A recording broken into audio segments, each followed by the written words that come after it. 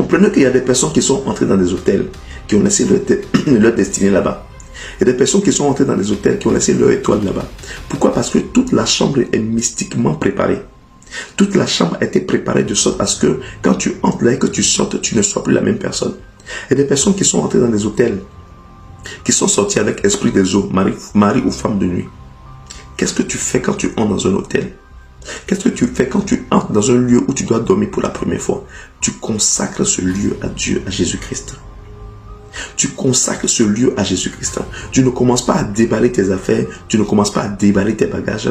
Tu te mets au milieu de cette chambre-là et tu libères le sang de Jésus-Christ de Nazareth dans tout le lieu, dans toute la chambre. Et tu partout, tu imposes tes mains au mur et tu parles. Tu consacres le lieu et tu prends le contrôle de ce lieu. 2. Demandez la direction de Dieu avant d'aller où que ce soit. Quelle est la volonté de Dieu? Est-ce que Dieu veut que tu es là-bas? Demande toujours la volonté de Dieu. Et la troisième chose, quand tu sors de quelque part, que ce soit une maison que tu as eu à louer, un hôtel, ou tu as été en visite quelque part, il faut toujours te mettre au milieu du lieu où tu as vécu et tu dis, Seigneur, je repars avec ma grâce. Je décrète et je déclare que ma bénédiction ne restera pas ici. Mon étoile que j'ai ramenée ici ne restera pas en ce lieu, mais elle repart avec moi. Elle repart avec moi. Il y a des esprits qui travaillent à certains endroits. Pourquoi? Parce que c'est des lieux de haute marmaille. Nous ne pouvons pas refuser d'aller dormir dans les hôtels.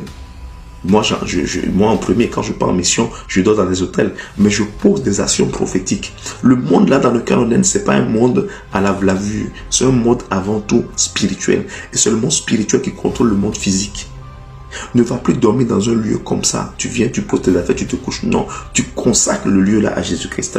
Tu libères le sang de Jésus. Tu demandes la présence de l'armée céleste.